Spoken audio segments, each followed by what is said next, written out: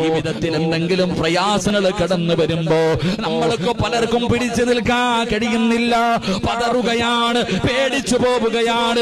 എന്തേ മനുഷ്യ നിനക്ക് ധൈര്യമില്ലാതെ പോയത്? എന്തേ നിനക്ക് ധൈര്യമില്ലാതെ പോയത്? അല്ലാഹുവിന്റെ തീരുമാനമാണല്ലോ. എന്തു വന്നാലും അത് റബ്ബിന്റെ തീരുമാനമാണെന്ന് നീ വിശ്വസിക്കേണ്ടവനല്ലോ.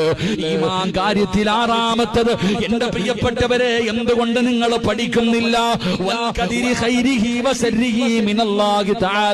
നന്മയും തിന്മയും അല്ലാഹുവിന്റെ ഭാഗത്ത് നിന്നാണ് ഉണ്ടാകുന്നതെന്ന് വിശ്വസിക്കണമല്ലോ. അത് വിശ്വസിക്കാതെ നീ യഥാർത്ഥ മുസ്ലിമാകില്ലല്ലോ.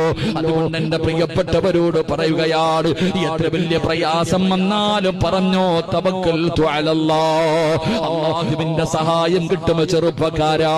എന്റെ പ്രിയപ്പെട്ട പെങ്ങളെ, ജീവിതത്തിൽ നിന്റെ ഭർത്താവ് നിന്നെ ഒറ്റപ്പെടുത്തിയാലും, നിന്റെ ഭർത്താവിന്റെ കുടുംബക്കാര് നിന്നെ ഒറ്റപ്പെടുത്തിയാലും, നീ ചെയ്യാത്ത തെറ്റിന്റെ പേരിൽ നിന്നെ എത്ര പരിഹസിച്ചാലും നാടൻ കെടുത്തിയാലും, നീ അല്ലാഹുവേ തവക്കൽതു അലല്ലാഹ് പറഞ്ഞോ.